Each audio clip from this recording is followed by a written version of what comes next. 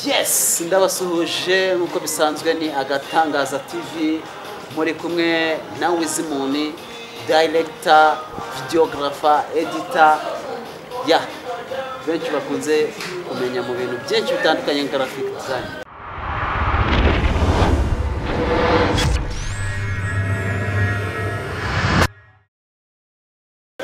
Kanya turi kumwe n'umukobwa mwiza cyane, umurebye ntiwamenya ibye kuko inyuma ye ntabwo hagaragaza uko ari mu mutima. Umukobwa ushima Imana n'abantu bakeya, uwo nta wundi ni Shadia. Arabibwira bitandukanye nuko ngende bivuge. Umurebye ntabwo wamenya ibimurimo imbere, reka dutangire atwibwira, tubwire muri make ubuzima bwe n'incamake muri rusange. Shadia umukobwa abantu benshi sinzi ushobora kuvuga mu ncamakeya kuko abantu benshi si ubwa mbere bambonye kuri kamera. Hari abagiye bambona ku Gasaro TV, hari abambonye kuri Zaburishya.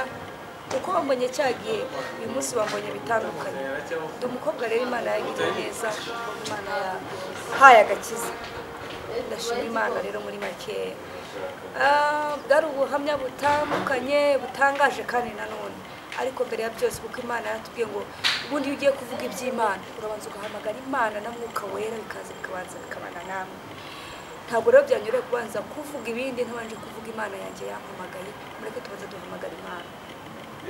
Ndagushimiye Imana nziza, ndagushimiye kuri Imana yacu bwite, ndagushimiye kutajya udutererana, ngushimiye kubw'uyu mwanya wongeye kubyemera ko tuzi imbere tuvuga kugira neza kwawe, tuvuga imirimo itangaje ukora, tugushimira ku Mana ujye utwiyereka mu buryo bwo butangaje abanyamahanga batajya babasha kubona, ariko twebwe abakristo tukwizera tubasha kubona, tubasha kwizera. Ushimwe ko watugiriye neza, ushimwe ko byemeye ko tuzi imbere yawe kuvuga kugira neza kwawe, izina ryawe ririhimbazwe. Tukuragije umwanya rero turimo, bana natwe utwagura imbago Mana, utwambika imbaraga kugira ngo tuvuge ibyawe tudategwa kandi turinde kongera cyangwa kugabanya, mu izina rya Yesu Kristo musabye nizeye. Murakoze numva umwanya ni umwanya nje ahangaha nta kintu nje kuvuga. Imbaraga z'Imana, imbaraga z'imirimo itangaje z'Imana nabonye. Hari uwabonye ubuhamya bwanjye ku Gasaro TV, ni ubuhamya bubabaje, ubuhamya bwari bukomeye bw'igihe nari ndimo nkimara guhamagara. Bwari ubuhamya sinzi ukuntu nabivuga, gusa Imana yacu ni umukozi w'umuhanga. Ndibuka ukuntu Imana yampamagaye ijoro ry'ubunani tariki ya mbere y'ukwa mbere na 12, mu buryo nanjye ntari nzi, mu buryo nanjye ntibazaga, ariko Imana yacu kuko ibizi ko uri umuntu w'agaciro, izi ko izagukoresha uko waba uri kose. Irakureba ikaba yakubwira nk'umuntu wanjye ntawe yanzica. N'ibisanzwe murabizi ndi iwacu ni mu gihugu cy'u Burundi, nageze ku gihugu cy'u Rwanda n'umwana muto w'imyaka 12, nca mu buzima bugoye, ubuzima bwanteseje, ariko ubu ngubu ndi umukobwa ushima Imana, ndi umukobwa uvuga gukomera kwa Kristo kuko nageze ku Gasaro TV, nabonye imbaraga z'Imana, nabonye abantu babashije bafite umutima wa kimuntu bagikora kugira ngo basi bazibutse imirimo Imana. Nanjye niko byagenze, nubwo ubuzima bwabayeho, nicyo kintu naciyemo, ariko none nanjye gushima Imana kuko Imana yanjye sinyagira isoni zo kuvuga Imana yanjye ntibishoboka, kuko uko yampamagaye nuko bimeze. Ntabwo isoni nagira n'iz'ibyaha byanjye, ariko isoni zo kuvuga Imana neza bakurikiye. Nzi ibyo yankoreye, nzi naho yankoreye, kandi none uyu munsi nzayishikije. Niyo mpamvu ngomba kuvuga Imana yanjye nta soni nkavuga imirimo itangaje, kugira ngo nawe wundi uri hariya hanze ukivuga ngo nise niba ndi mu buzima bw'uburaya, niba ndi mu buzima bw'ubukazi bw'umurimo, niba ndi mu buzima nyine budafite ishusho, ese nanjye byashoboka? Ndakubwira neza ko ibyo bintu byose byashoboka, bigahinduka, ukabaho mu buzima bwiza, ukabaho mu buzima bushima Imana. Niyo mpamvu uje kuvuga Imana rero, gushima Imana ko ahingesheje ari ahantu nanjye ubwanjye nishimira, kandi umuntu wese wari unzi mu buzima bwashize yakwishimira. Nabibabwiye rero umukobwa ni umukristo nsengera muri home church itorero ry'abanyamurengeri baba ku Gisozi ndi umuririmbyi ikindi nabwo nkora umurimo w'Imana kuko Imana yandengera ikantabara nanjye ndi umuririmbyi ku giti cyanjye ndirimba gospel abantu ushobora barabonye indirimbo zanjye ku ma YouTube channel ariko niko Imana yampamagaye niyo mpano nasanze yo kuririmba uyu munsi rero nanjye naje ahangaha kugira ngo mvuge imbaraga z'Imana avuge gukomera kw'Imana bene data hari umuntu wigeze umbwira igihe kimwe turi kuganira iminsi yashize yarambwiye ngo utambaye ubusa ntiwamenya ko Imana yambika ako kantu kamwoze ku mutima nibuka igihe kimwe mbere yuko njya ku Gasaro TV nari nambaye ubusa wabonye ibintu byabonye kuri ku Gasaro TV ndabonye ko nambaye ubusa kuko umwenda nari nambaye ntiwari ungwiriye n'umwenda nawe cyari igikanzu kirekire cyageraga ku maguru bwari ubuzima bukomeye niyo nshaka kuvuga ngo iyo utambaye ubusa ntumenye ko Imana yambika ariko ubu none uyu munsi nanjye nabasha kwambika undi muntu nanjye bwanjye murabibona ndambaye nibyo ndi kuvuga ngo Imana ijya yambika iyo utashonje ntujya umenya ko Imana igabura urashonje ariko nanjye ndarya kandi nkagaburira n'abandi izo ni imbaraga z'Imana nshima Imana ko ibyo byose yabinyujijemo abesoramo amahoro sinigeze niyandurisha ibyo kurya by'ibwami nk'uko abakobwa bamwe bari hano hanze babijyamo bakurikiye ibyo ntazi babona ibyo bakurikiye mu matorero babivuze bakongera bagasubira inyuma oya nanambye kuri iyi Mana nanjye ndayibona naraye hanze ariko ubu nanjye ndi mu nzu iyo kivuga ku mbaraga z'Imana kuko iyo yavuze icyo nkundira iyi Mana ni Imana yacu mbese sinzi ukuntu avuga Imana ariko iyi Mana irakora wowe wumva uri mu buzima bugoye none aha urihebye urarwaye mbese uri ahantu wumva hakugoye ariko wumve ko iyi Mana yacu Imana yagiye ivugana nanjye ibintu bikomeye ndibuka igihe kimwe nari ndi ku musozi wa Kanyarira ari nimugoroba irangije nyuma umukozi wayo yahereje atuyirutse mu gihugu cya Uganda ariko yanavuye message zanjye umukozi w'Imana yarambwiye ngo Imana ivugana nanjye irambwiye ngo ntimbwire amagambo irambwiye ngo mwana wanjye numpamagara nzakwita ikindi irambwira ngo nzabana nawe ko kandi nzakora nabonye Imana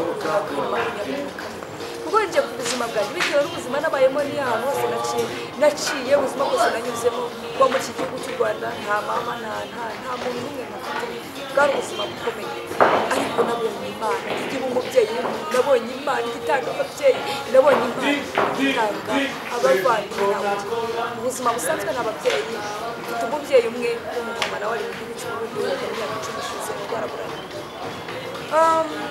ariko nabonye Imana itanga ababyeyi ngo Imana itanga abavandimwe kandi mu nda ya mama wanjye n'ikinege ariko mfite abavandimwe muri Kristo Yesu mfite ababyeyi nahawe n'Uwiteka icyo nagishimira Imana ko nabinjye ikindi gihe irambwira ngo muri imfubyi yanjye iyo nibuze ako kantu nite Mana w'Imana uzi ubwenge Uwiteka wabanye nanjye mu bihe byatambutse akandengera akangeza kuri uru rwego ndi hari umuntu wakwibaza ati se byagenze gute kugira ngo ugere aho ngaho Imana iyo ikubwiye ngo nzabana nawe nzakurengera irabikora ntabwo igibeshye hano nicaye kuri TV Agatangaza TV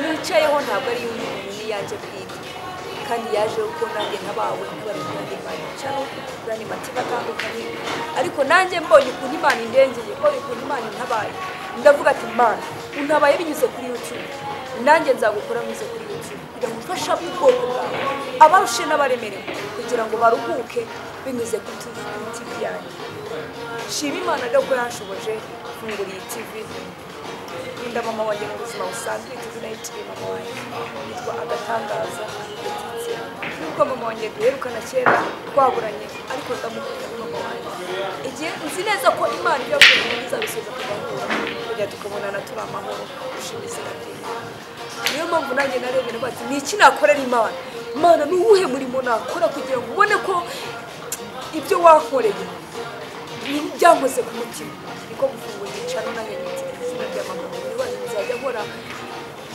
nzajya nkora ibiganiro bivuga ku gukora kw'Imana, bivuga ku mbaraga z'Imana, kuko nabonye ntabwo nzavuga Imana imwe yo mu bitabo imwe ngo yaba Daniyeli n'aba Isaka n'aba Yakobo. Nzavuga Imana nabonye n'amaso yanjye, Imana yangaburiye nari inshoro, Imana yanjunje mu nzu n'abagahanze, Imana yanyambitse nari nambaye ubusa. Iyo niyo Mana nzavuga.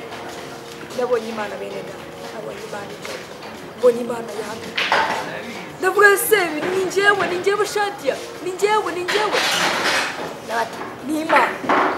Ikintu Imana yakoze ntabwo igituma undi muntu akiyitirira ngo niwe gikoze, kuko icyubahiro cy'Imana ntabwo izigera igihara.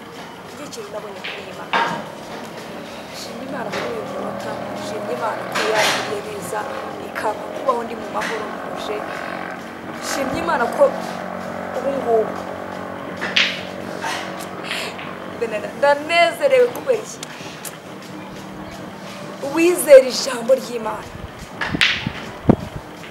aba afite byose mu buzima bwe. Niwizera ijambo ukizera nyiri ijambo uzamenye gutunga, ufite ubutunzi bukomeye muri wowe. Ndibuka abantu bamaye imfashanyo ya Bibiliya.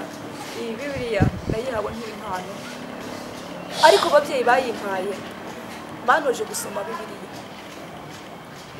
Nahuye n'urugamba rukomeye. Iyo ugikizwa ufite ibintu dayimoni zimwe zagukoreshaga mu bihe byatambutse n'ubu ziba zikiri gukora. Dayimoni yagerageje kurwanya, ariko ntibikubise kuko Imana ubwayo yari yampamagaye. Byageze igihe nsoma ijambo nkabona mu maso yanjye bibaye nk'igihe nkahita mumbiriza nkagira isereri nkafunga Bibiliya, ariko intego yanjye yo gusoma Bibiliya nkayirangiza. Nibaze ikibazo gitoya Shadia, mu buzima bwo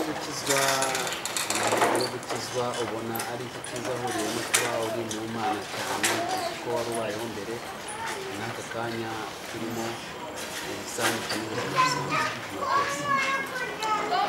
Nkundira ubuzima bwo gukizwa n'ubuzima bwiza. Ndahamagarira yemwe kuko nabwiye Imana nzabivuga, mbwira ubwoko bw'Imana bamwe bari hariya ahantu babwira ati gukizwa ni byiza, kuko niryo sezerano nasezeraniye Imana.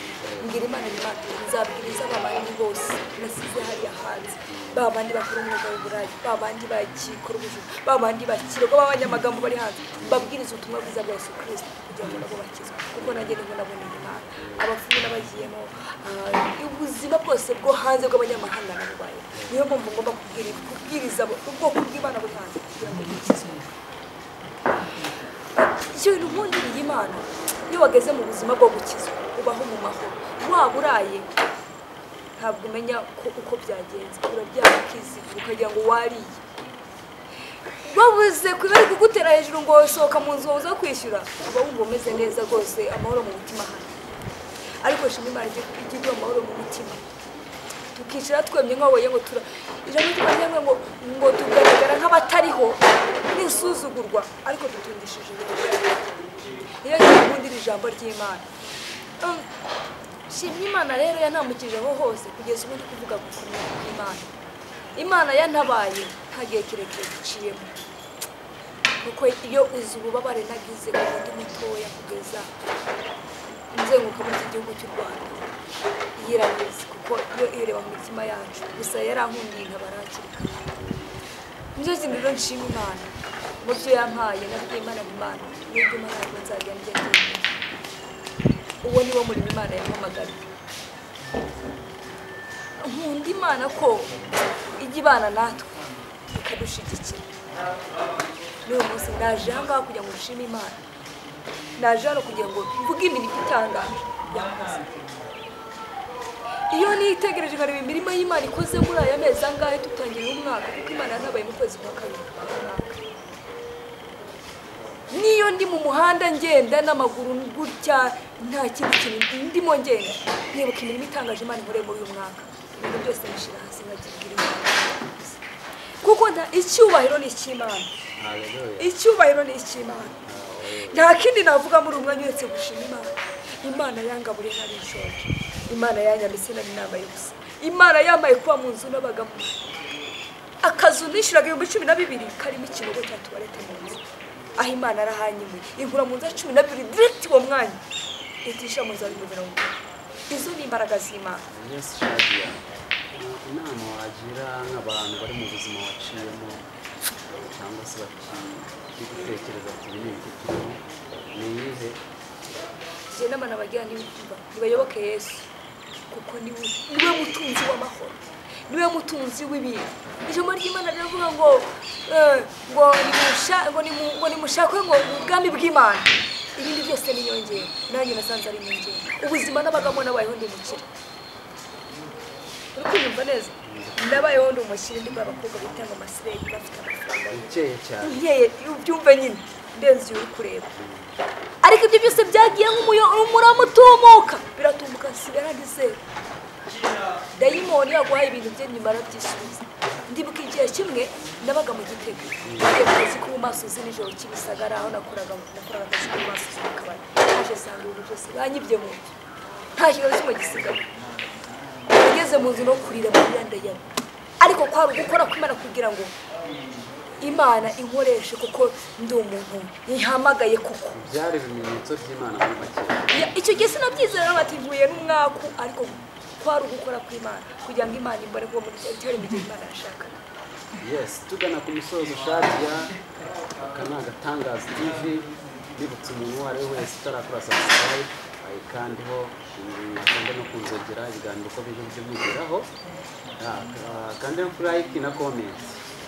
Yes. Turagira ngo uvuge nk'ikintu cyakubaho kidasanzwe mu buzima cyangwa se ikintu cyakubabaje na n'ubu utajya wibagirwa ubundi usoze. Nakoresha ikintu cyambayeho mu buzima kikantungura. Ntabwo nari nzi ko Imana ishobora kuguhuza n'abantu mudatuye ku mugabane umwe ngo babe ababyeyi bawe. Icyo ni ikintu cyantunguye mu buzima. Kumva umunsi umwe mpamagaye kuri telefone ngo turi runaka dutuye muri ku wundi mugabane. Niba atari ibanga abo bantu batuye ku wundi mugabane ese kibaguteganyiriza cyangwa wowe wigeze gutega rutema ikirere ujyayo kubareba cyangwa baraje? Na nisane turabonana ariko turavugana. Imana yajyaga imbwira ngo nzaguha ababyeyi b'umugisha. Asanga ni ibintu ariko Imana yampaye ababyeyi b'umugisha ndabafite. Bivuze ngo hari icyizere cy'uko isaha n'isaha muzawe Cyane rwose. N'ababyeyi Imana yampaye nishimira nkunda cyane. Imana aho bari ikibambera umugisha ababyeyi banyine ndabakunda, papa mama ndabakunda. Imana yabampaye kuko Imana yari yarabivuzeho, ndabakunda cyane kandi ndabasengera kuko imirimo Imana yampamagaye gusengera abarwayi bagakira. Niyo Mana iri muri iki kiganza. Ikindi Imana yampamagariye iyo mirimo Imana yampamagariye. Yes, dusoza uvuze ko uzi no kuririmba. Wasoza uririmbira Imana usezera n'abantu bigiye ku Gasaro TV, ku Gatangaza TV, ukagira icyo babwira abakunzi bawe. Ni impano yanjye ariko reka nanjye ndirimbeho gatoya kuko Imana arabyemeye. Ntabwo icyatuma mvuga imbaraga z'Imana zose ntabwo cyambuza. Reka nzibuka gatoya nuko kuko ndumva muri njye ndanezerewe uko mfashijwe nawe. Tabarwa kwashwe. Ndi umuyudakazi watabawe. Haleluya. Nibutse imirimo y'Imana itangaje. Iyo nibutse gukora kw'Imana nabonye. Utamenya ko ndi umuyuda watabawe. Iyo nibutse imbaraga z'Imana nabonye mu kwezi kwa kabiri. Ndi umuyudakazi watabawe. Kakaririmba ngiye kuririmba nawe kagufashe. Nawe kumva kuko ndindirimbo zimwe mu ndirimbo zanjye ariko ndayikunda cyane. Bagiye. Morodekayi umuntu ubaho uhoraho amaze kumva ko abayuda baguzwe na Hamani yambara amagunira yisiga iminyota mu maso ha Morodekayi harasuhererwa gutabarwa kw'abayuda kuraboneka Hamana bariwe amanikwa ku giti gutabarwa kw'abayuda kuraboneka Hamana bariwe amanikwa ku giti. Yes, Shadia, iyi Shadia mukomeze gukurikirana abaririmbira indirimbo ze afite aka ni Agatangaza TV mukomeje kureba, mwumeza kugutsa gukanda kuri subscribe, ibiganiro uko bije bikajya bikugeraho ukanda kunzogera comment ibyo twakugezaho umunsi ku munsi. Mbabwira ko muri kumwe na Hem Record ku Gisozi, contact zabo 0788 936 bakugezaho ibintu byiza cyane byo kunywa, jaride nziza cyane kabisa. Shadia, dusoza rero, niki wifuza kugeraho mu buzima busanzwe, niki wasaba Imana tugana ku musozo?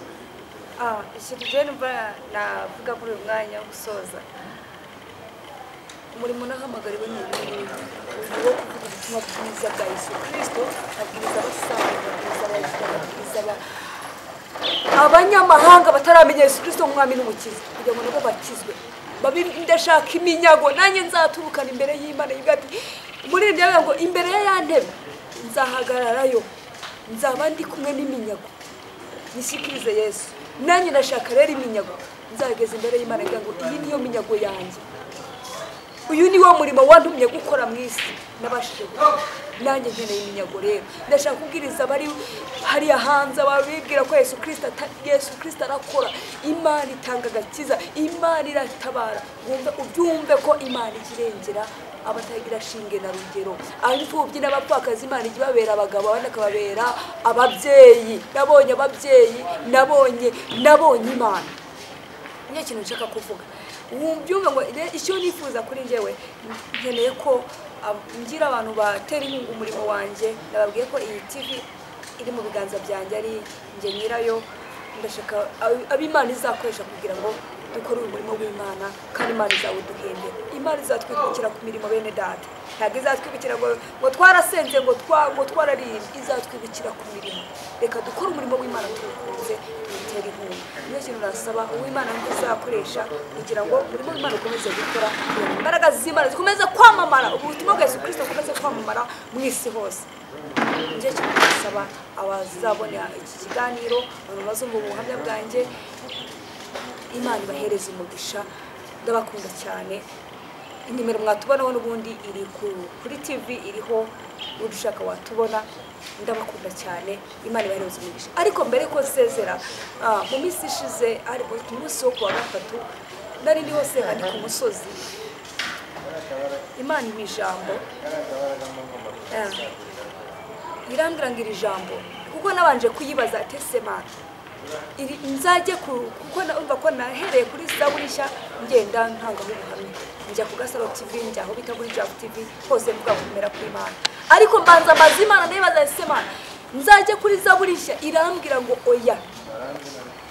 Ndayibwa se nzajye ku Gasaro TV, irambwira ngo oya. Arayangije Imana irambwira ngo nzagende kuri TV yanjye, nicara imbere ya kamera, mbwirira ijambo ubwoko bw'Imana buzakurikira iki kiganiro. Bareke rero dusome ijambo, ni ijambo riboneka muri Yesaya 45:1. Ni ijambo nkomeza kubabwira ngo uyu ni Wizimuntu, umuhungu wanyu wahawe amavuta n'Imana, wasizwe kabisa. Turi kumwe na Hem Record ku Gisozi, aho baguhereza ibyo kunywa, ibyo kurya, ahantu bafite garden nziza, amahumbezi, ukagira ngo ugeze muri Edeni hamwe Yesu yavuze ko azatujyana. Kontakte zabo ni 0788 936 nzisubiremo 0788 936 mu gihe Shadia yagiye kudusomera umurongo wo muri Bible, muri Bibiliya muri Sange. Abantu mukomeze gutega amatwi umurongo ntubacike, ndabizi murakuramo byinshi kandi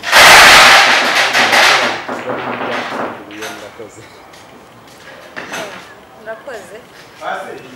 Iri jambo kuko narabwiye ni ijambo Imana yampaye, nzane hano kuri Agatangaza TV. nisomera abantu b'Imana nawe wihebye nawe wumva ucitse intege yewe wowe urwaye ahantu uri hose ndagukomeje ariko iri jambo rimfashe nawe rigufashe kuko ntabwo ari ijambo ryawe ni ijambo Imana yampaye ngo ugenda wicara imbere ya televiziyo yawe uribwire ubwoko bwanjye kuko hari benshi barushe bararanze baremereye reka rero rimfashe nawe rigufashe Imana iduhe umugisha ni Yesaya 45 ku murongo wa mbere umutwe w'amagambo uranyihangana nta mashuri menshi mfite ariko ko Imana yanshoboje nanjye niko buri bagezeho haranditse ngo ibyakuro n'iby'Abisiraheli uko bazagaruka umutwe w'amagambo umurongo wa mbere uranditse ngo ibi nibyo Uwiteka abwira Kuro uwo yimikishije amavuta ati niwe fashe ukuboko kw'iburyo nkamuneshereza amahanga ari imbere ye kandi nzakenyuruza abami kugira ngo mukingurire inzugi kandi n'amarembo